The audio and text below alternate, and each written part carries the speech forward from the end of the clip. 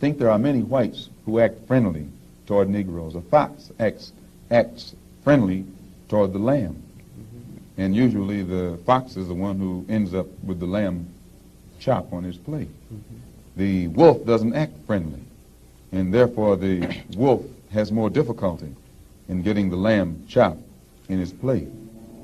I'd like to point out, though, that... And I say that because it is usually if you study the structure of the Negro community, economically, politically, civically, psychologically, and otherwise, it's controlled by the white liberal, who usually poses as the friend of the Negro, who actually differs from the white conservative in the same way that the fox differs from the wolf. Their appetite is the same. Their motives are the same. It's only their mannerisms and methods that differ. I would agree that no doubt there have been a large number of whites who have posed as liberals and as friends of the Negro and who have time and again betrayed the Negro.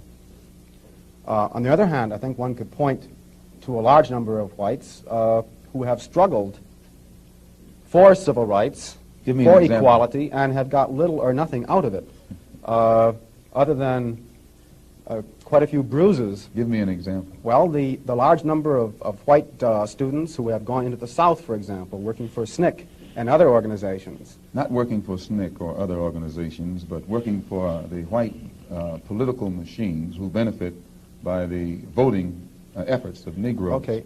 I'll be more specific. I would cite Herbert Hill, for example, as a kind of person who has championed Negro job rights, for example, in New York City and elsewhere. He has fought the political machine. First time I met Herbert Hill personally was when they were picketing to stop the working on the Harlem Hospital in Harlem.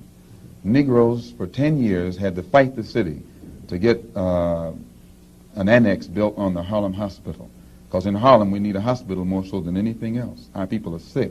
Plus we do a lot of cutting and shooting of each other, though we profess to be nonviolent. And Herbert Hill brought his forces out and stopped the working on that site. This is the first time I ever saw him. Then when work was brought to a halt on a hospital in Harlem, the same Negroes tried to stop the work at the Downstate Medical Center in Brooklyn, which is predominantly white. They were out there for 3 months during the summer. Couldn't stop anything.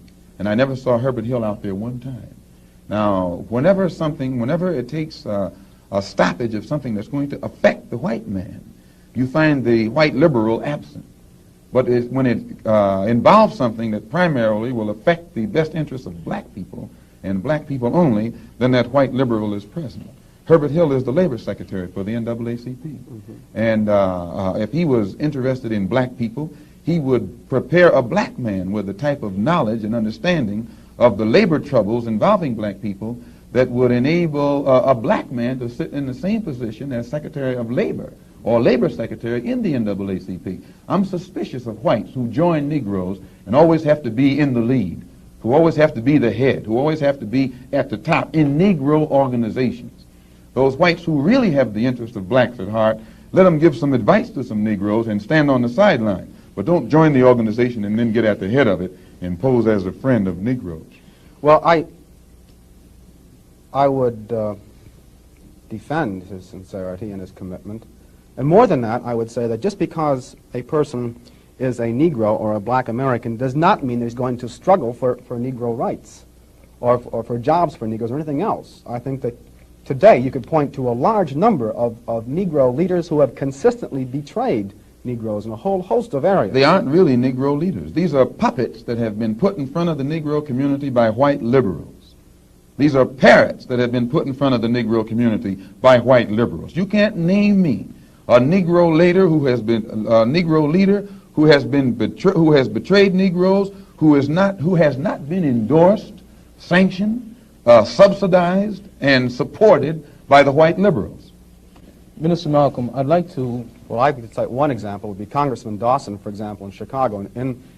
In Chicago, a large number of liberals located in the Hyde Park district have consistently fought Dawson and his betrayals of the Negro, and they've also fought some of the people who represent Dawson on the Chicago City Council. The only Negro I know who is constantly fought, only Negro politician that I know who is constantly fought by white liberals is Adam Clayton Powell. And they call him a racist because he speak so bluntly on the race issue. But I'm not, as I said, not too familiar with Dawson.